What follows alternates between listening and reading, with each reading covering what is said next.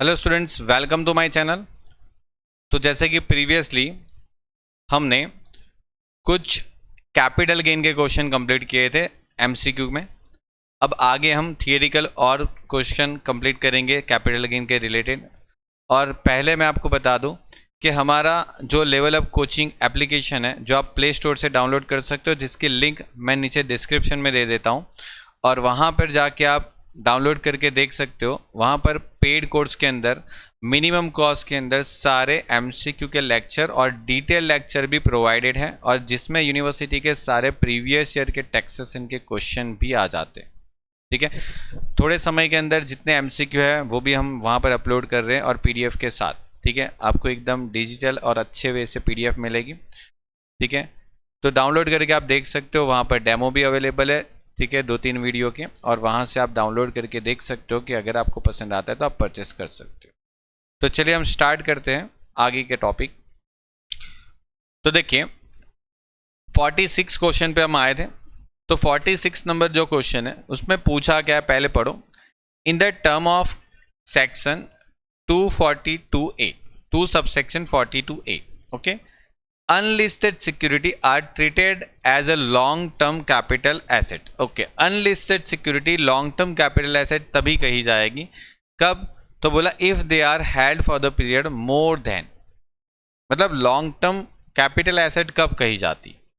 तो आपके पास generally 3 option होते, एक तो 12, 36 और 24। आपको पता है, अगर आपने रीड किया है थियरी तो ही आपको ये पता होगा कि 12, 36 और 24 का ऑप्शन है। तो ये डी वाला ऑप्शन तो डेफिनेटली गलत है। ठीक है, अब सिलेक्ट करना है। तो देखो मैंने यहाँ पर बहुत अच्छे से आपको पूरी डिस्क्रिप्शन भी दे रखी है कि पीरियड ऑफ होल्डिंग के लिए unlisted securities, okay, unlisted security के लिए आपको कितने महीने देखना है, क्या देखना है।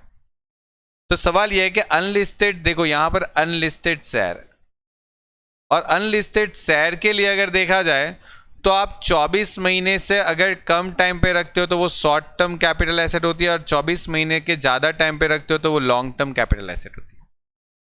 लेकिन बात यहाँ पर अनलिस्टेड सिक्योरिटी की है, तो ये लाई अनलिस्टेड सिक्योरिटी, और unlisted security other than share होनी चाहिए।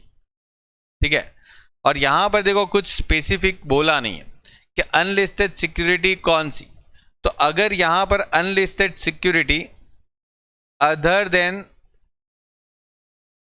शेयर बोला है, ठीक है, अदर देन शेयर। देखो मैं यहां पर आपको सिर्फ ये नहीं बोल रहा हूं कि ये एमसीक्यू आएगा, आपको यहां पर एमसीक्यू किस तरीके से पूछा जाएगा ये हम डिस्कस कर रहे हैं। ठीक है, अगर आपको ये पूरा सब याद है, पूरा चार्ट आपको याद है, तो यहां से कोई ना कोई एमसीक्यू आपको पूछ सकते हैं। ठीक है, आपको यहां से कुछ भी एमसीक्यू पूछ सकते हैं कि सबका period of holding short term long term का अलग अलग है। ठीक है, मैं जस्ट आपको यहाँ पर एक एग्जांपल प्रोवाइड करवा रहा हूँ कि इस तरीके से आपको रेडी करना है कि आपको एमसीक्यू कैसे रेडी करना है। ठीक है, क्योंकि बहुत सारे स्टूडेंट ये सोच रहे हैं कि एमसीक्यू रेडी करना है तो मतलब सिर्फ एमसीक्यू ही पढ़े। नहीं, एमसीक्यू रेडी करना है तो पहले थियरी पढ़ना पड़ेगा, लॉन्ग क्वेश्चन करना ही पड़ेगा, तभी जाके ये चीज़ पता होगी। सिर्फ थियरी करके ना एमसीक्यू कर सकते हो, ना तो सिर्फ एमसीक्यू करके आप एमसीक्यू की प्रिपरेशन कर सकते हो। ठीक है, तो इसी बात के लिए मैं यहाँ पर आपको समझाने के लिए भी आया हूँ कि आप यहाँ पर ये समझने की कोशिश करो, एमसीक्यू सिर्फ सॉल्व मत करो। तो देखो अगर अनलिस्टेड सिक्योरिटी के बारे में पूछा है, ठीक है, और उसमें बोल देते कि other than share, other than share. ठीक है, तो देखो unlisted security other than share है, तो आपको यहाँ पर 36 महीने से ज़्यादा रखने के बाद वो लॉन्ग टर्म बनती है। कब लॉन्ग टर्म बनती है? 36 महीने से ज़्यादा रखने के बाद वो लॉन्ग टर्म होती है। तो यहाँ पर 36 महीने से ज़्यादा रखी होगी तो लॉन्ग टर्म होगी। ठीक है, और यहाँ पर हम ये एज्यूम कर लेंगे कि अनलिस्टेड सिक्योरिटी है तो अदर देन शेयर ही होगा। ठीक है, अब बहुत सारे स्टूडेंट का यहाँ पर डाउट भी आता है कि सर अनलिस्टेड सिक्योरिटी मतलब कौन सी, तो हम अदर देन शेयर ही समझेंगे, ये हम एज्यूम करेंगे, ये हम मान लेंगे। क्योंकि अगर लिखा होता ना कि अनलिस्टेड शेयर, ठीक है, अगर यहाँ पर क्लियर कट लिख देते कि अनलिस्टेड सिक्योरिटी के जगह पर यहाँ पर क्लियर कट लिख देते कि चलो अनलिस्टेड शेयर, तो फिर क्या हो जाता कि वो 24 महीने के बाद अगर रखते तो फिर वो लॉन्ग टर्म हो जाता। ठीक है, मैंने यहाँ पर पूरा चार्ट दे रखा है, आप देखो एक बार आराम से। तो यहाँ पर सबके लिए दे रखा है। एक बार फिर मैं पढ़ा देता हूँ आपको। देखो, अगर ये सिक्योरिटी अदर देन यूनिट है और रिकॉग्नाइज स्टॉक एक्सचेंज में रजिस्टर्ड है और unit of equity oriented fund है, या तो यूटीआई है, यूटीआई के यूनिट्स है, या तो जीरो कूपन बॉन्ड है, इनके लिए 12 का क्राइटेरिया है। अनलिस्टेड शेयर और लैंड बिल्डिंग के लिए देखोगे ना तो 24 का क्राइटेरिया, और बाकी जितना भी बच गया जैसे यूनिट ऑफ डेप्ट ओरिएंटेड म्यूचुअल फंड हो गया, unit security other than share हो गया और अदर एसेट्स हो गया, तो उनके लिए 36 का क्राइटेरिया। ठीक है, तो यहां पर ये चीज ध्यान रखो कि अगर अनलिस्टेड सिक्योरिटी बोलिए, सिर्फ सिक्योरिटी बोलिए, तो समझो कि हम वहां पर अदर देन शेयर समझ के ये टिक कर लें, काम खत्म हो जाएगा।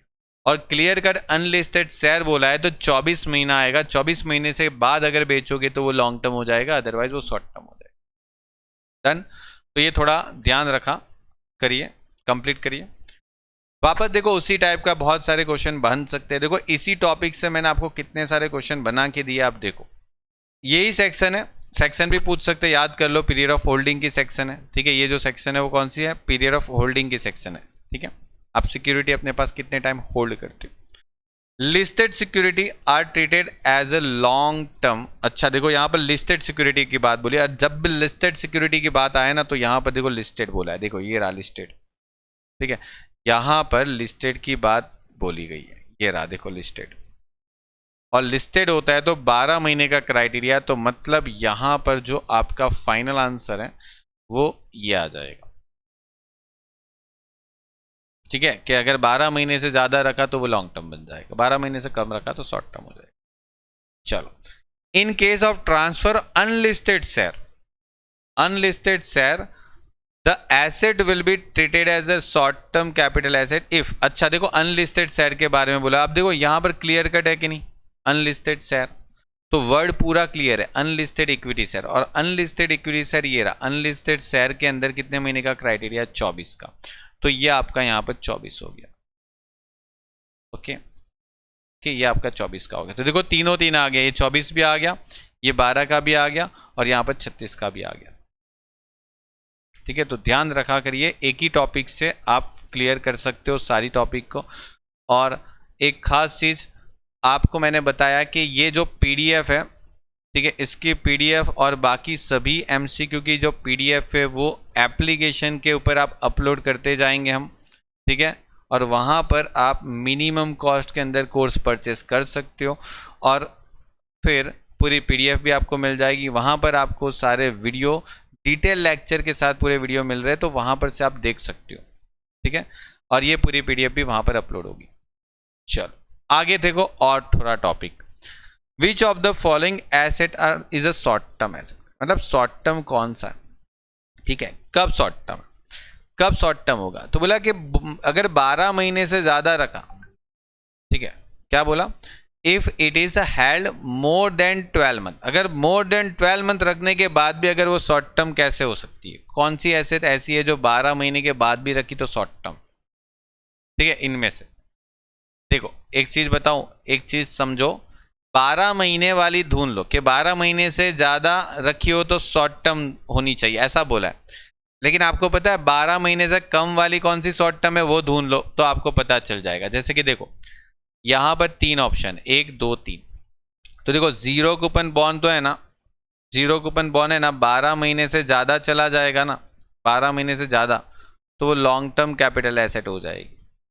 Unit of mutual fund other than equity oriented, और यहाँ पर सिक्योरिटी है, देखो security other than unit and recognise stock exchange वाला जो है ना, वो 12 महीने से ज़्यादा जाएगा तो वो लॉन्ग टर्म कैपिटल एसेट बन जाएगा। मतलब ये पहली वाली दो तो मतलब पहली एन सी, मतलब फर्स्ट एंड सी ऑप्शन तो बिल्कुल नहीं आने वाला, क्योंकि 12 महीने से ज़्यादा रखने पे वो लॉन्ग टर्म कैपिटल एसेट बनती है। देखो यहाँ पर लिखा है, ठीक है, हमें क्या चाहिए, 12 महीने से ज़्यादा रखा लेकिन वो शॉर्ट टर्म होनी चाहिए। तो ऐसी कौन सी एसेट है जो 12 महीने से ज़्यादा रखा फिर भी शॉर्ट टर्म है, तो ऐसी यहाँ पर एक एसेट है, देखो unit of mutual fund other than equity oriented. ठीक है, इक्विटी ओरिएंटेड वाला जो म्यूचुअल फंड है, ठीक है, अदर देन बोला, देखो यहाँ पर वर्ड ध्यान से पढ़ना, other than equity oriented fund है। ठीक है, अब other than equity oriented fund है, मतलब अदर देन शेयर हो गया, ठीक है। और यहाँ पर देखो other than equity oriented fund हो गया, ठीक है। तो वो 36 महीने के अंदर अंदर क्या होती है, शॉर्ट टर्म, मतलब 12 से ज़्यादा 36 से कम तो वो शॉर्ट टर्म होती है, ठीक है। तो सीधी बात है, अपना आंसर कौन सा हो जाएगा, ये वाला। मतलब ये एसेट ऐसी है जो आपने 12 से ज़्यादा लेकिन 36 से कम, ठीक है, 12 से ज़्यादा 36 से कम रखी तो उसको क्या बोलेंगे हम, शॉर्ट टर्म कैपिटल एसेट बोलेंगे। ओके, तो आंसर आ गया। विच of the following is a long term capital asset. अच्छा, कौन सी लॉन्ग टर्म कैपिटल एसेट है, देखो यहाँ पर बोला है कौन सी लॉन्ग टर्म कैपिटल एसेट है। If had more than 12 month, मतलब 12 महीने से ज्यादा रखा लेकिन 36 से कम रखा तो वो लॉन्ग टर्म है। ऐसी कौन सी, ठीक है। तो देखो अगर ये पहले 3 टॉपिक याद है तो पता, मतलब आपका काम खत्म हो गया, ठीक है। अब आपको पता है ज्वेलरी के लिए 36 महीने देखते हैं, 36 महीने से ज्यादा गया तो वो लॉन्ग टर्म हो जाती है। Okay, long term capital gain हो जाता है। शेयर अनलिस्टेड शेयर होते हैं ना, तो आपको पता है 24 महीना देखता है, 24 महीना देखना होता है अनलिस्टेड शेयर के लिए। देखो ये रहा अनलिस्टेड शेयर, ओके। और शेयर लिस्टेड कंपनी के होते हैं ना, तो आपको 12 महीना देखना है, 12 महीना, मतलब 12 महीने से ज्यादा रखा तो वो शॉर्ट, मतलब लॉन्ग टर्म होगा। अगर 12 महीने से कम रखा तो शॉर्ट टर्म होगा, लिस्टेड कंपनी के शेयर है। और mutual fund other than equity oriented वाली बात करें, ठीक है, इक्विटी ओरिएंटेड वाली, मतलब इक्विटी ओरिएंटेड को छोड़ के अदर वाले शेयर है तो फिर उसके लिए फिर 24 महीना, ठीक है। ये रहा देखो, यूनिट ऑफ डेप्ट ओरिएंटेड म्यूचुअल फंड, डेप्ट ओरिएंटेड मतलब अदर देन आ गया, ठीक है। Other than equity oriented, other than equity वाले मतलब के डेप्ट वाले हो गए, ठीक है। इसका मतलब क्या हो जाता है, डेप्ट वाले का मतलब हो जाता है डेप्ट वाले। एक सेकेंड, डेप्ट ओरिएंटेड, ओके। चलो अब आंसर जो पूछा है उसकी बात करते हैं कि क्या पूछा है। विच of the following long term capital asset if had more than 12 month but less than 36 month, ठीक है। 36 के कम बट 12 से ज्यादा, तो ये एक ही पॉइंट ऐसा है जो 12 से ज्यादा जाने पे वो लॉन्ग टर्म हो जाएगा, ठीक है। चलो एक और पॉइंट, आपको ब्लैंक फिलअप करना है कि कौन सी कैपिटल एसेट है कौन सी नहीं है, ठीक है। ये आपको पता होना चाहिए। तो यहां पर बोला है blank are not treated as a capital, sorry agriculture income. Agriculture income कौन सी एग्रीकल्चर इनकम है या नहीं, बताओ कौन सी एग्रीकल्चर इनकम है या नहीं। Income from poultry farm, okay, जैसे ये पोल्ट्री फार्मिंग होगी, ठीक है, ये आपके एग्रीकल्चर इनकम नहीं होती, ठीक है, ये एग्रीकल्चर इनकम नहीं होती। और ये जो आपका बी हैविंग है, ठीक है, ये जो है उसको बोलते हैं, ये भी एग्रीकल्चर इनकम नहीं है, ओके, ये एग्रीकल्चर इनकम नहीं है। और परचेस ऑफ स्टैंडिंग क्रॉप, ये भी आपकी एग्रीकल्चर इनकम नहीं है, ठीक, ये भी आपकी एग्रीकल्चर इनकम नहीं है। मतलब यहाँ पर यही पूछा है कि कौन सी एग्रीकल्चर इनकम नहीं है, not treated as agriculture income. तो मतलब यहाँ पर एक ही हो गया कि ये ऑल ऑफ द अबव आ जाएगा, मतलब सारी एग्रीकल्चर इनकम नहीं है, ठीक है। ये भी एग्रीकल्चर इनकम नहीं है, ये भी नहीं है और ये भी नहीं है, मतलब सारा आ गया, मतलब all of the above are not a agriculture income. Okay, चलिए आगे बढ़ते हैं नेक्स्ट टॉपिक। देखो क्या बोला है, long term capital loss can only be set off against. अच्छा, ये चीज याद रखना है कि लॉन्ग टर्म कैपिटल लॉस आ जाए, लॉन्ग टर्म कैपिटल लॉस आ जाए ना, तो उसको अगर सेट करना है, उसको अगर सेट करना है, ऐसा समझो, उसको अगर सेट ऑफ करना है तो वो लॉन्ग टर्म कैपिटल गेन से ही सेट हो सकता है। लेकिन अगर शॉर्ट टर्म कैपिटल लॉस आता है ना, तो उसको अगर मुझे सेट करना है तो वो लॉन्ग टर्म कैपिटल गेन से भी सेट हो सकता है और वो शॉर्ट टर्म कैपिटल गेन से भी सेट हो सकता है, ठीक है। ये दोनों टॉपिक भी पढ़ लेना, ठीक है, क्योंकि ये सेट ऑफ का है तो शायद पूछने का चांसेस कम होता है, फिर भी कैपिटल गेन में आता है इसीलिए बता रहा हूँ। लॉन्ग टर्म कैपिटल लॉस जो है अगर उसको सेट ऑफ करना है तो आपको क्या चाहिए, तो बोले कि लॉन्ग टर्म कैपिटल गेन ही चाहिए। देखो मैंने यहाँ पर लिख के दिया है, दोनों लिख के दिया है, दोनों में से कुछ भी पूछ सकते हैं। लॉन्ग टर्म कैपिटल गेन होना चाहिए, तो मतलब लॉन्ग टर्म कैपिटल गेन ही होना, ठीक है।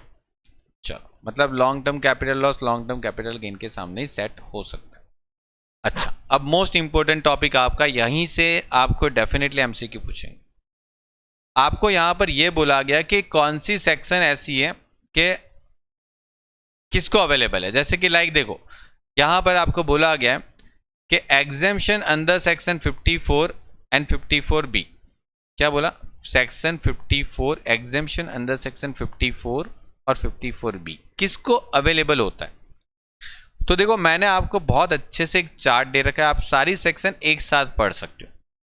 आपको एलिजिबिलिटी याद रखना है सबकी, आपको सबकी एलिजिबिलिटी याद रखनी है। आपको सबकी एलिजिबिलिटी अगर पता है कि देखो सिर्फ सेक्शन 54 इंडिविजुअल को लगता है, बी भी इंडिविजुअल को लगता है, यहाँ पर 54 और बी का ही पूछा है, और यहाँ पर 54 और बी इंडिविजुअल और HUF दोनों को एप्लीकेबल है, तो मतलब आपका बोथ आंसर सही आ जाएगा, इंडिविजुअल और HUF, है ना। तो ये आपका पूरा चार्ट है, इसको हम आगे चल के पढ़ेंगे। मैंने डिटेल में आपको एप्लीकेशन पे पढ़ाया हुआ है, पेड कोर्स के फुल कोर्स के अंदर जाके देखो, उसको भी पहले कंप्लीट करिए। चलो, for the claiming exemption, okay 54B का अगर एग्जेम्पशन क्लेम करना है तो कौन सी एसेट ट्रांसफर होनी चाहिए, ठीक है, ऐसा पूछा है।